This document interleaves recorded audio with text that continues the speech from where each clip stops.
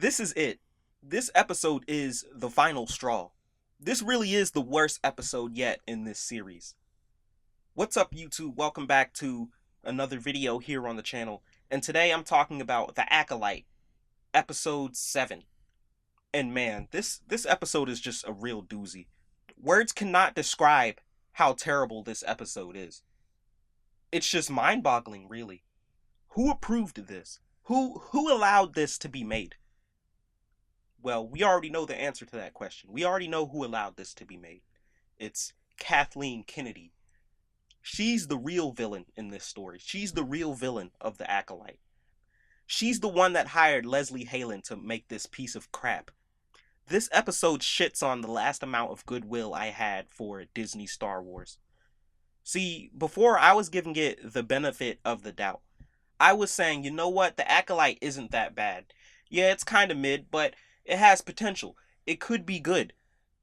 I mean, nothing in this show so far up before this episode was a deal breaker for me. But this episode is the deal breaker. Why is that? Let's just get into it.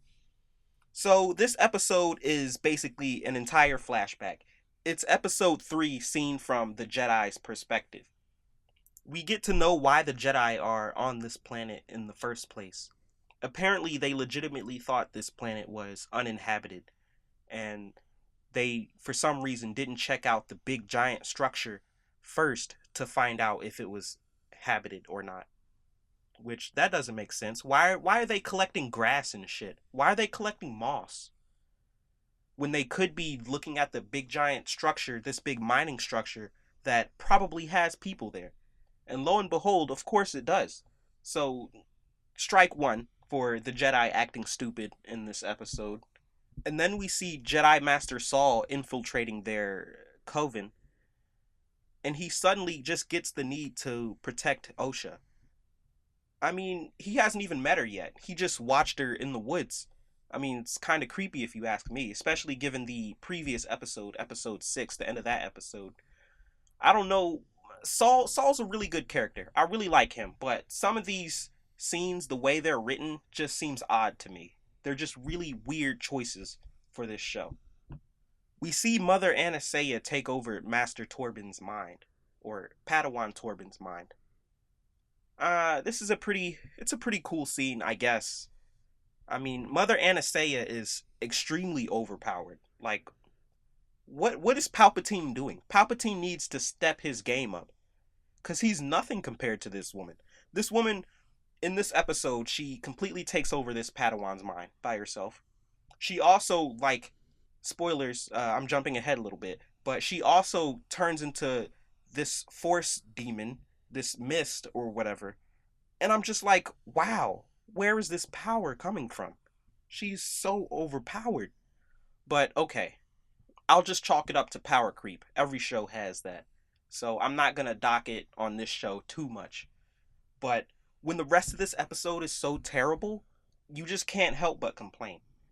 So we see the Jedi testing Osha and May to find out if they're force sensitive or not and what their motivations are. And then later we see that they're looking for something called the Virgins. And they believe that these two twin girls are the Virgins. Which, okay, I guess. They're created of the Force, so they're the Virgins. Cool. So once they find that out, Saul and Torbin go directly to the Coven and just start wreaking havoc with no plan whatsoever.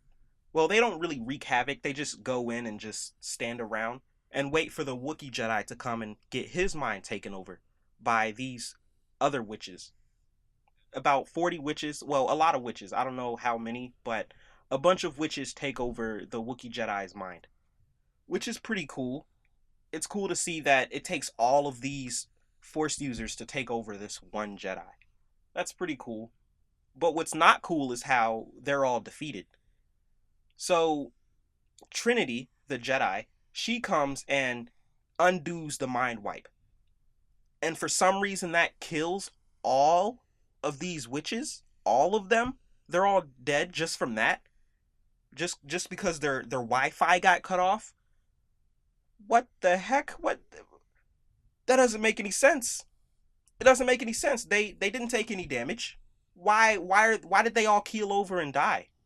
Oh, and before this happens, Mother Anastasia dies to Saul. But she says that she was gonna let Osha go. If she was gonna let Osha go, then why would she transform into this force mist demon type thing? I mean, how else would anybody react? Why would you transform like this and look extremely threatening if you're gonna let them go? Like I said, it doesn't make any sense. And that brings me to my number one gripe I have with this episode and this show as a whole. None of these characters' motivations make sense. I don't understand any of these characters' motivations. They have no conviction. They change their mind about everything at the last minute just because. In this episode, we have multiple instances of it. Like I said, the Mother Anastasia. Why would she do that? And then another one is May. When she lights the fire, she lights the book on fire, right? And surprise, surprise, the whole thing catches on fire. And then she acts like she doesn't know what happened when the fire spreads. And then she runs away crying for her mom. I don't know if this is bad acting or bad direction or the writers not knowing why this character is doing what she's doing. Because why would she light that fire and then just run away screaming for her mom in surprise that, oh, there's a big fire? Kind of weird, right? So yeah, that's my main complaint about this episode. The characters and their motivations. They have no convictions. It's kind of like in the last episode when May changed her mind about joining the Jedi and turning herself in. It's a lot like that. Motivation is the most important thing that a character can have in a story. This is screenwriting 101. You have to have solid motivation for your characters. Period. If you do not have this, your show is trash. This show is trash after this episode. This is definitely the worst Star Wars TV show we've gotten. The worst Star Wars movie we've gotten. This episode is up there with the Ewoks movies and the Star Wars holiday special and how terrible it is. The last episode cannot salvage this. Nothing can salvage this. Just throw the whole thing in the garbage and start over and fire Kathleen Kennedy and make sure Leslie Headland never steps foot in Lucasfilm headquarters ever again. This show is single-handedly ruining Star Wars. It really is. You have power creep beyond belief. You have characters with no motivation doing whatever the fuck. At least the fights are decent. But the fight in this episode against the Wookiee Jedi was terrible. How is Padawan Torben standing up to this Wookiee?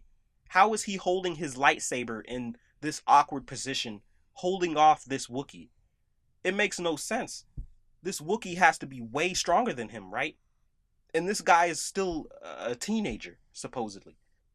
Oh, another complaint I have about this episode is we don't really see how the rest of the witches die. Unless they all died when Trinity cut off the Wi-Fi connection. Which I don't see how she can kill all of these Force users. It's I know I keep bringing that up, but it's just really dumb. It's just really dumb. And I think that's it. I feel like I've gotten my initial thoughts out.